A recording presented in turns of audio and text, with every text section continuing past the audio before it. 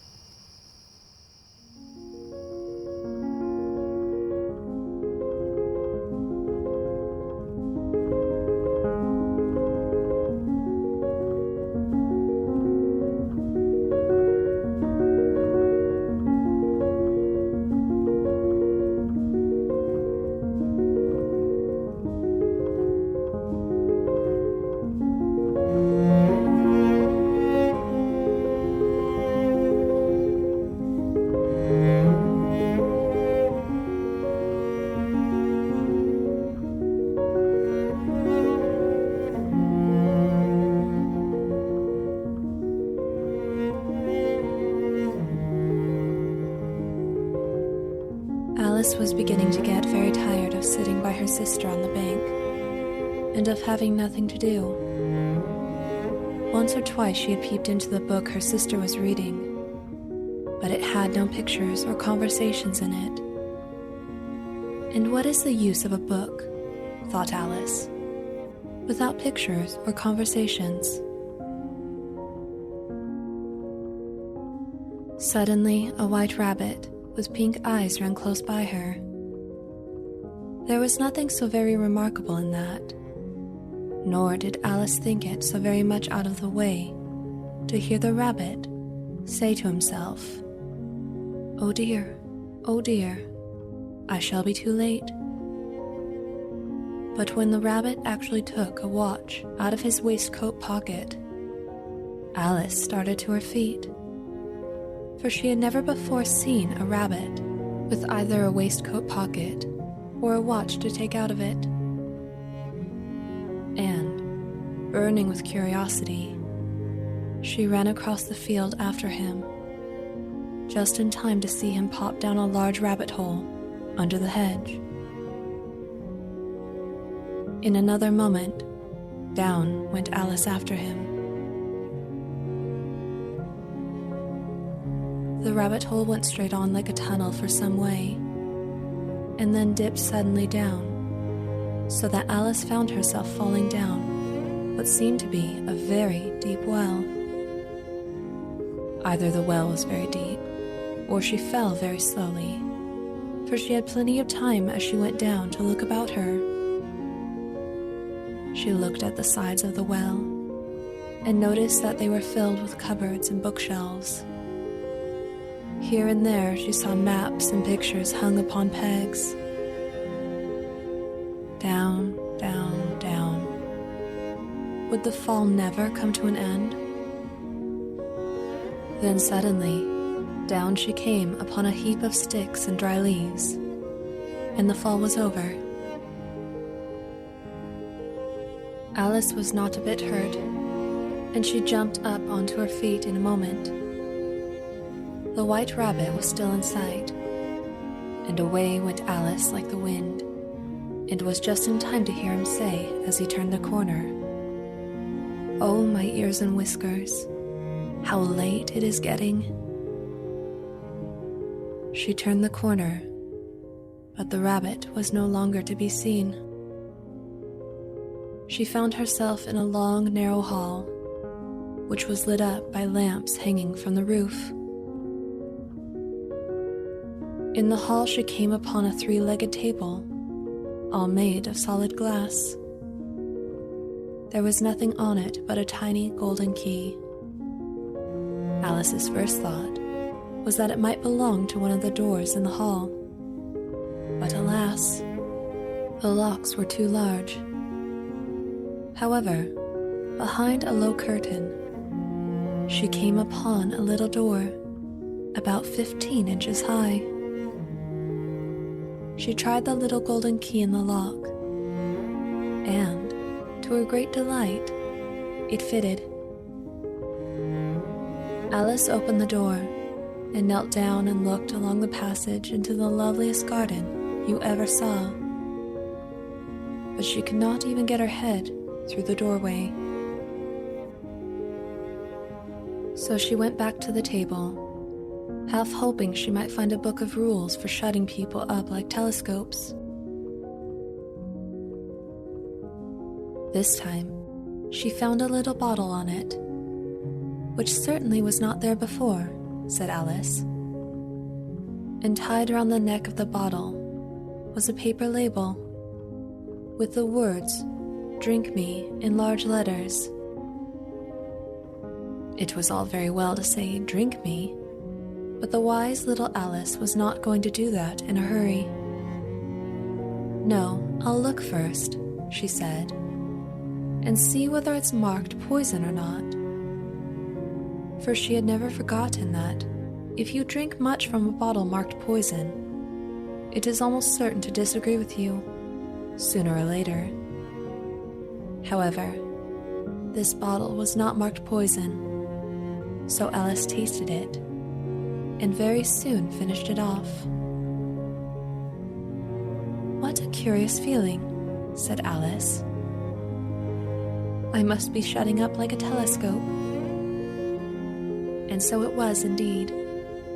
She was now only 10 inches high, but when she got to the door, she found she had forgotten the little gold key. When she went back for it, she found she could not possibly reach it. She could see it quite plainly through the glass, and she tried her best to climb up one of the legs of the table, but it was too slippery. Soon, her eye fell on a little glass box that was lying under the table. She opened it and found in it a very small cake, on which the words, "Eat me," were beautifully marked in currants. "Well, I'll eat it," said Alice, "and if it makes me grow larger, I can reach the key." She ate a little bit, holding her hand on the top of her head to feel which way it was growing, and she was quite surprised to find that she remained the same size. So she set to work, and very soon finished off the cake. "Curiouser and curiouser," cried Alice. "Now I'm opening out like the largest telescope that ever was." Just then, her head struck against the roof of the hall. In fact, she was now more than 9 feet high, and she at once took up the little golden key and hurried off to the garden door.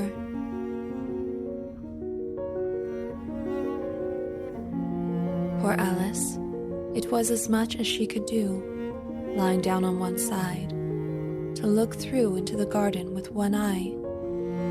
But to get through was more hopeless than ever.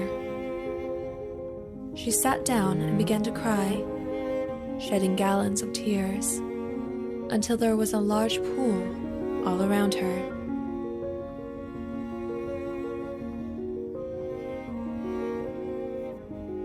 After a time, she heard a little pattering of feet in the distance, and she hastily dried her eyes to see what was coming. It was the White Rabbit returning, splendidly dressed, with a pair of white kid gloves in one hand and a large fan in the other. He came trotting along in a great hurry, muttering to himself as he came, "Oh, the Duchess, the Duchess."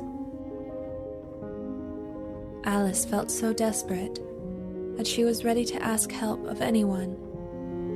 So when the rabbit came near her, she began in a timid voice, "If you please, sir."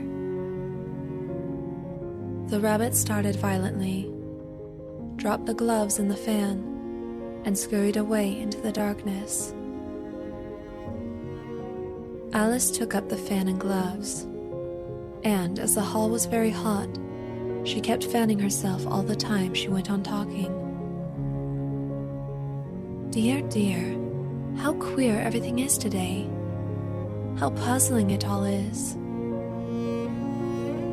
But presently, on looking down at her hands, she was surprised to see that she had put on one of the rabbit's little white kid gloves while she was talking. "How can I have done that?" she thought. "I must be growing small again." She soon found out that the cause of this was the fan she was holding, and she dropped it hastily, just in time to save herself from shrinking away altogether. Alice, a good deal frightened at the sudden change, but very glad to find herself still in existence, hastened to the little door. But alas, it was shut again.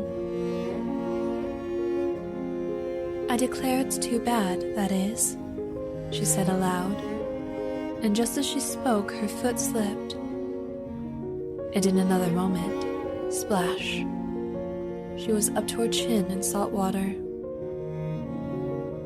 It was the pool of tears she had wept when she was 9 feet high. "I wish I hadn't cried so much," said Alice, as she swam about.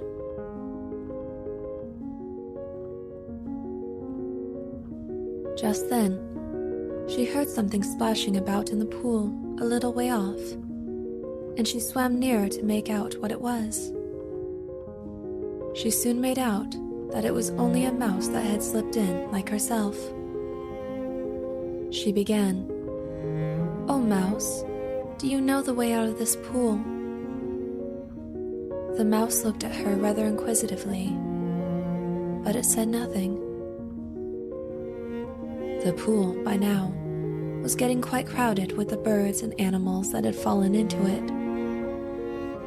There was a duck and a dodo, a lory and an eaglet, and other curious creatures. Alice led the way, and the whole party swam to the shore. A very strange-looking group that assembled on the bank. The birds with draggled feathers, the animals with their fur clinging close to them, and all dripping wet and uncomfortable. The animals at once consulted and argued about the best way to dry off. Then the dodo proposed a caucus race. "What is a caucus race?"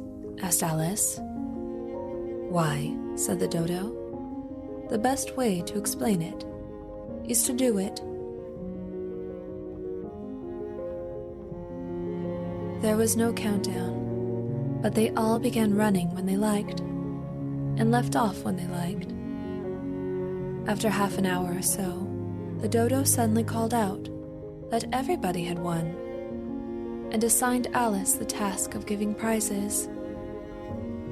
The animals gathered round, and luckily she had some sweets which were not wet, and there was just one for each of them. The party were anxious she too should have a prize, and as she happened to have a thimble, the dodo commanded her to hand it to him. And then, with great ceremony, the dodo presented it to her, saying, "We beg your acceptance of this elegant thimble." And they all cheered. One by one, the whole party gradually went off and left her all alone. Poor Alice began to cry again, for she felt very lonely and low-spirited. In a little while, however, she again heard a little pattering of footsteps in the distance. It was the White Rabbit, trotting slowly back again, and looking anxiously about as he went, as if he had lost something, and she heard him muttering to himself, the Duchess, oh my dear paws." Very soon the rabbit noticed Alice, and called out to her in an angry tone, "Why, Mary Ann, what are you doing out here? Run home this moment, and fetch me a pair of gloves and a fan. Quick now." And Alice was so much frightened that she ran off at once in the direction it pointed to, without trying to explain the mistake it had made. How surprised he'll be when he finds out who I am. But I'd better take him his fan and gloves. That is, if I can find them. As she said this, she came upon a neat little house, on the door of which was a bright brass plate with the name W. Rabbit engraved upon it. She went in without knocking, and hurried upstairs, in great fear lest she should meet the real Mary Ann, and be turned out of the house before she had found the fan and gloves. She had found her way into a tidy little room with a table, and on it a fan and 2 pairs of tiny white gloves. She took up the fan and gloves, and was just going to leave the room, when her eye fell upon a little bottle that stood near the looking-glass. "I know something interesting is sure to happen whenever I eat or drink anything," she said to herself.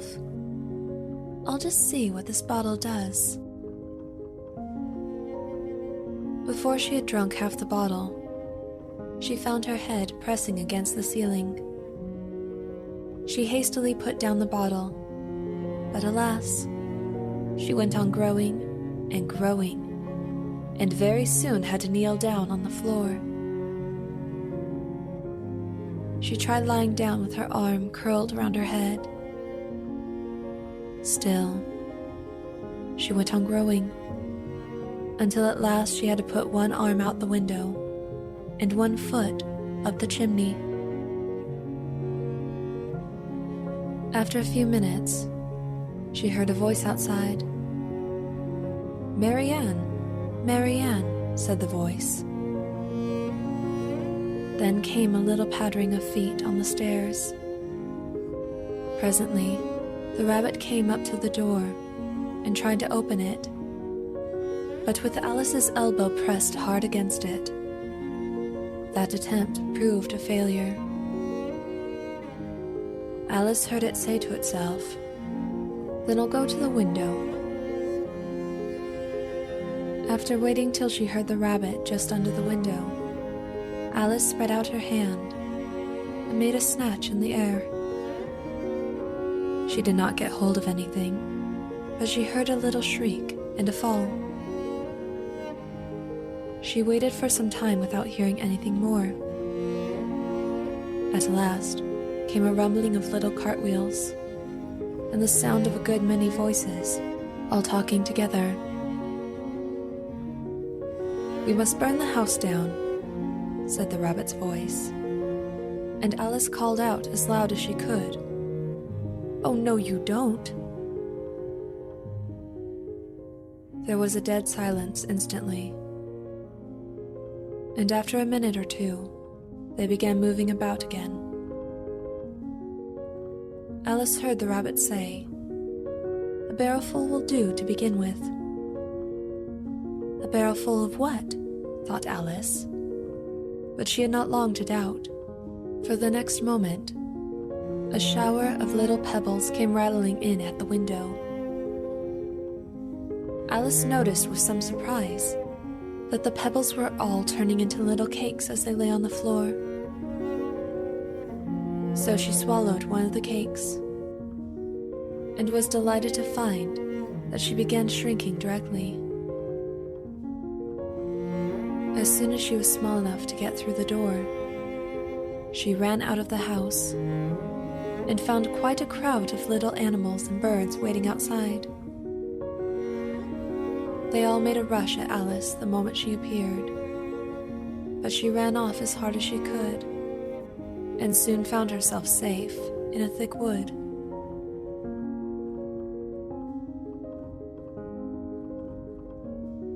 "The first thing I've got to do," said Alice to herself, as she wandered about in the wood, "is to grow my right size again. I suppose I ought to eat or drink something again, but what?"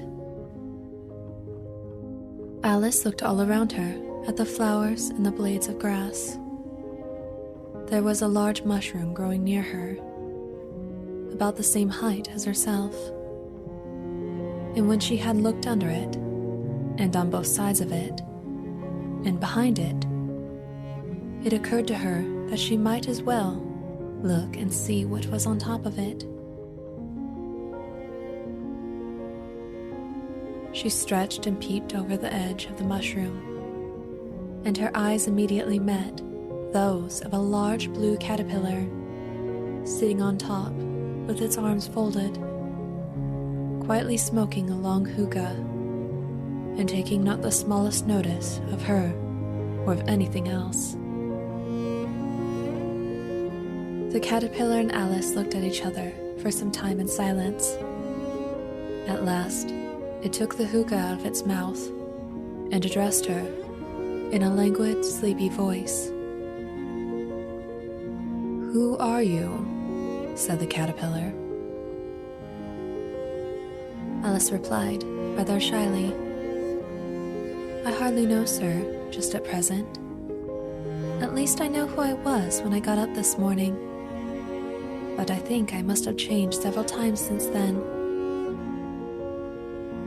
"Explain yourself," said the caterpillar sternly. "I can't explain myself, I'm afraid, sir," said Alice. "Because I'm not myself, you see. I should like to be larger.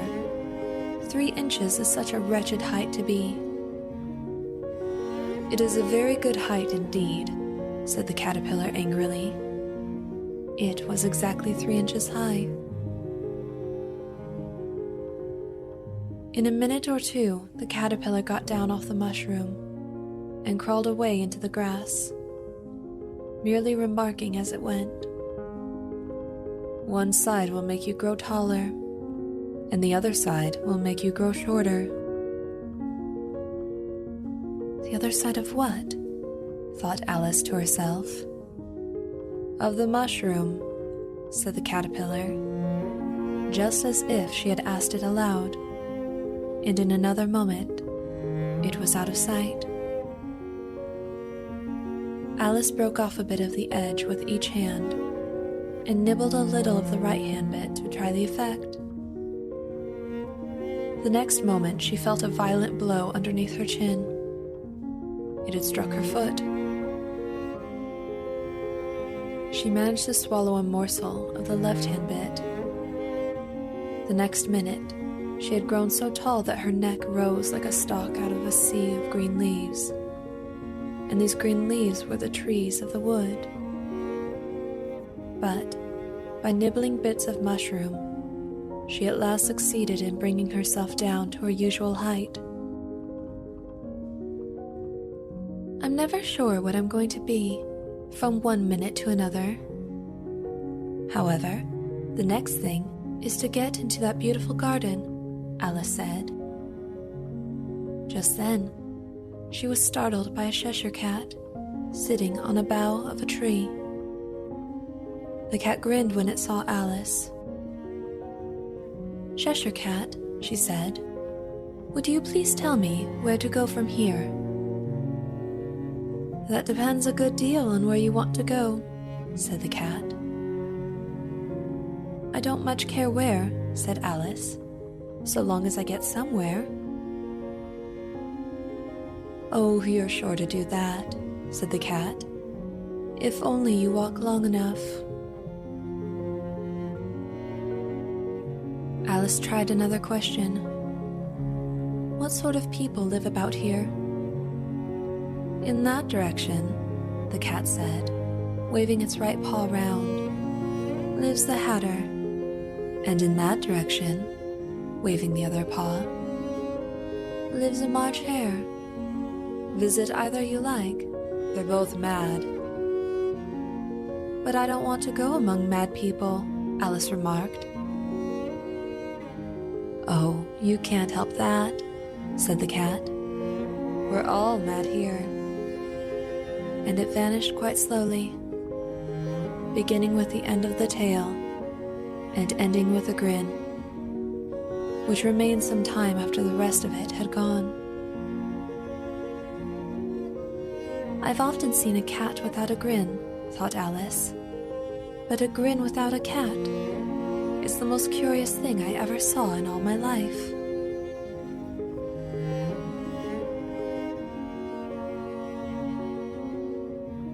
She had not gone much farther before she came in sight of the house of the March Hare and walked towards it rather timidly.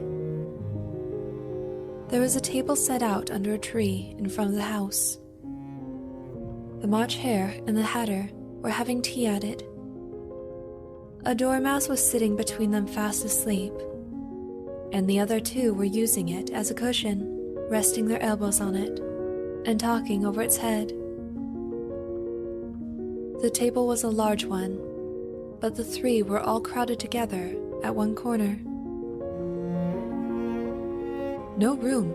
No room!" they cried out when they saw Alice coming. "There's plenty of room," said Alice indignantly, and she sat down in a large armchair at one end of the table. The Hatter had been looking at Alice for some time with great curiosity, opened his eyes very wide, and said, "Why is a raven like a writing desk?" Alice thought over all she could remember about ravens and writing desks, which wasn't much. The Hatter was the first to break the silence. "What day of the month is it?" asked the Hatter, turning to Alice. He had taken his watch out of his pocket and was looking at it uneasily, shaking it every now and then and holding it to his ear. Alice considered a little and said, "The 4th. "2 days wrong," sighed the Hatter. "I told you butter wouldn't suit the works," he added, looking angrily at the March Hare. "It was the best butter," the March Hare meekly replied. Alice had been looking over his shoulder with some curiosity. "What a funny watch," she remarked. "It tells the day of the month and doesn't tell what o'clock it is." "Why should it?" muttered the Hatter. Alice felt dreadfully puzzled. "I don't quite understand you," she said, as politely as she could. "Have you guessed the riddle yet?" the Hatter said, turning to Alice again. "No, I give it up," Alice replied. "What's the answer?" "I haven't the slightest idea," said the Hatter. "Nor I," said the March Hare. Alice sighed wearily. "I think you might do something better with the time," she said, "than waste it in asking riddles that have no answers." "If you knew time as well as I do," said the Hatter, "you wouldn't talk about wasting it. It's always tea time. We've no time to wash things between whiles." "Then you keep moving round, I suppose?" said Alice. "Exactly so," said the Hatter, "as the things get used up." "But when you come to the beginning again," Alice ventured to ask. "I want a clean cup," interrupted the Hatter. "Let's all move one place on." "Really," said Alice, confused. "I don't think."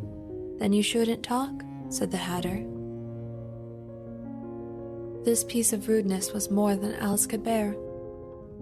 She got up in disgust and walked off. Neither of the others took the least notice of her going, though she looked back once or twice, half hoping that they would call after her. "At any rate, I'll never go there again," said Alice, as she picked her way through the wood. "It's the stupidest tea party I ever was at in all my life." Just as she said this, she noticed that one of the trees had a door leading right into it. "That's very curious," she thought. "But everything's curious today. I think I may as well go in at once."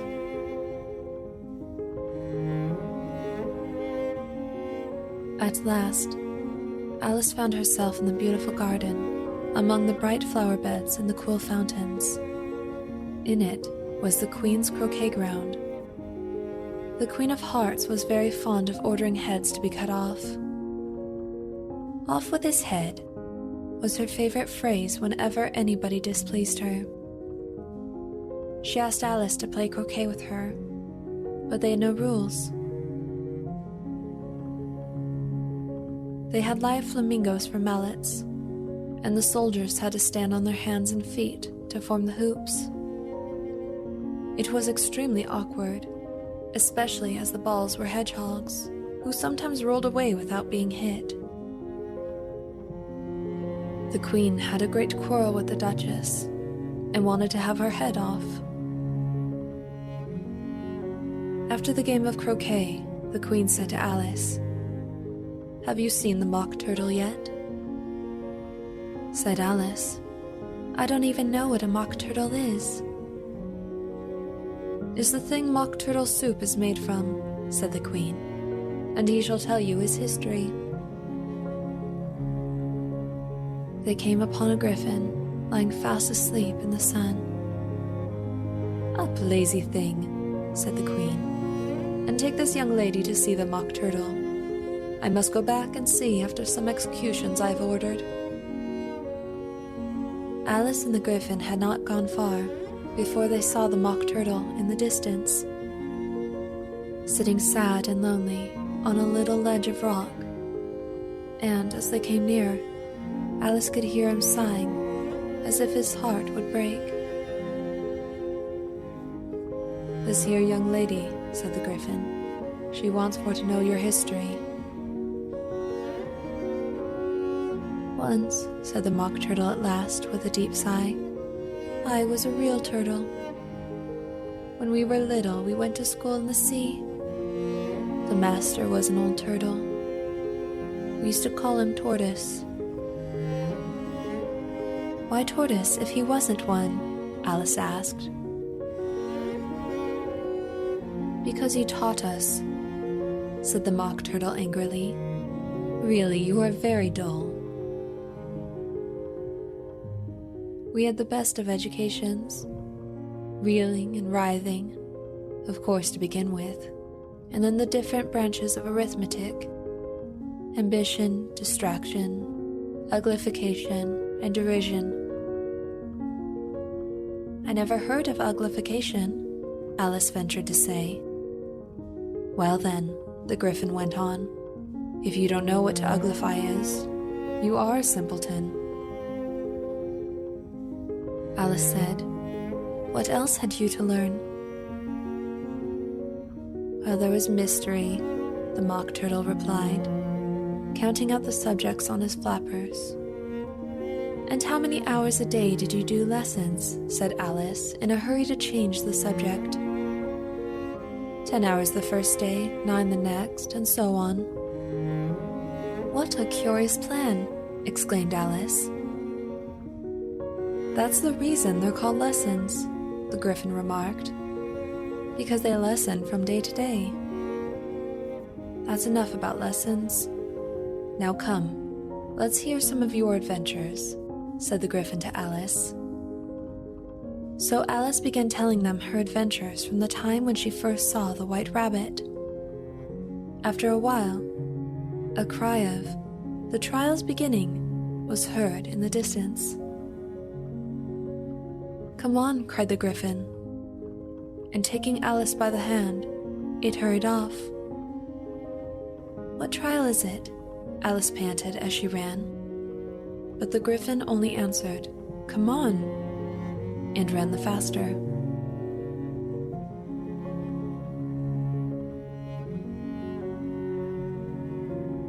The King and Queen of Hearts were seated on their throne when they arrived, with a great crowd assembled about them, all sorts of little birds and beasts, as well as the whole pack of cards. The knave was standing before them in chains with a soldier on each side to guard him, and near the king was the White Rabbit, with the trumpet in one hand and a scroll of parchment in the other. In the very middle of the court was a table, with a large dish of tarts upon it. They looked so good that it made Alice quite hungry to look at them. "I wish they'd get the trial done," she thought, and hand round the refreshments. But there seemed to be no chance of this, so she began looking at everything about her to pass away the time. "Herald, read the accusation," said the king. On this, the White Rabbit blew 3 blasts on the trumpet, and then unrolled the parchment scroll, and read as follows. "The Queen of Hearts, she made some tarts, all on a summer's day. The Knave of Hearts, he stole those tarts, and took them quite away." "Call the first witness," said the king. The first witness was the Hatter. He came in with a teacup in one hand, and a piece of bread and butter in the other. "I beg your pardon, your majesty," he began. "I hadn't quite finished my tea when I was sent for." "Take off your hat," said the king to the Hatter. "It isn't mine," said the Hatter. "Stolen," the king exclaimed. I keep them to sell, the Hatter added. I'm a Hatter. Give your evidence, said the king, and don't be nervous, or I'll have you executed on the spot. Just at this moment, Alice felt a very curious sensation, which puzzled her a good deal, until she made out what it was. She was beginning to grow larger again. I'm a poor man, Your Majesty, the Hatter began in a trembling voice. Only the March Hare said, I deny it, said the March Hare.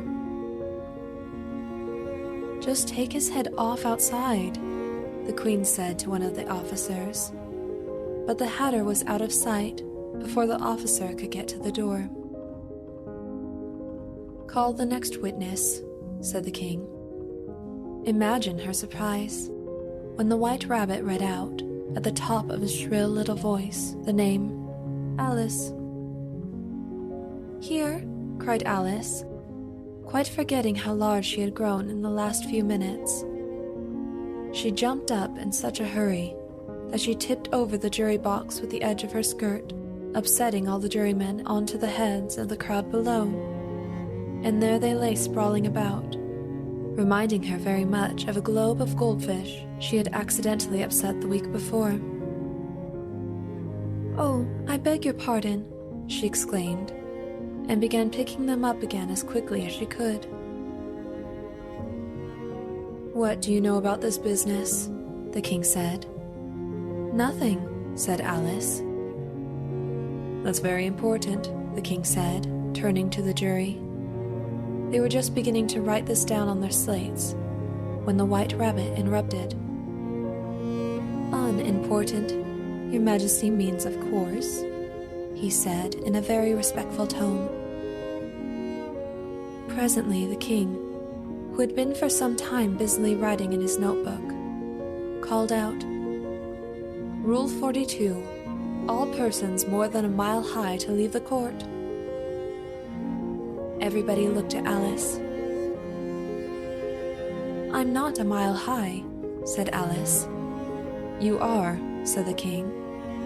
Nearly 2 miles high, added the queen. Well, I shan't go at any rate, said Alice. Besides, that's not a regular rule. You invented it just now. It's the oldest rule in the book, said the king. Then it ought to be number 1, said Alice. The king turned pale and shut his notebook hastily. Consider your verdict, he said to the jury in a low, trembling voice. No, said the queen. Sentence first, verdict afterwards. Stuff and nonsense, said Alice loudly. The idea of having the sentence first. Hold your tongue, said the queen. I won't, said Alice. Off with her head, the queen shouted at the top of her voice. Nobody moved. Who cares for you, said Alice. She had grown to her full size by this time. You're nothing but a pack of cards. At this, the whole pack rose up into the air and came flying down upon her. She gave a little scream, half of fright and half of anger, and tried to beat them off, and found herself lying on the bank with her head in the lap of her sister, who was gently brushing away some dead leaves that had fluttered down from the trees upon her face. Wake up, Alice dear, said her sister. Why, what a long sleep you've had. Oh, I've had such a curious dream, said Alice, and she told her sister, as well as she could remember them, all these strange adventures of hers. And when she had finished, her sister kissed her and said, It was a curious dream, dear, certainly, but now run into your tea. It's getting late. So Alice got up and ran off, thinking while she ran, as well as she might, What a wonderful dream it had been. But her sister sat still, just as she left her, leaning her head on her hand, watching the setting sun, and thinking of little Alice and all her wonderful adventures, till she too began dreaming after a fashion. She pictured to herself how this same little sister of hers would, in the aftertime, be herself a grown woman, and how she would keep, through all her riper years, the simple and loving heart of her childhood, and how she would gather about her other little children, and make their eyes bright and eager with many a strange tale, perhaps even with the dream of Wonderland of long ago, and how she would feel with all their simple sorrows, and find a pleasure in all their simple joys, remembering her own child life and the happy summer days.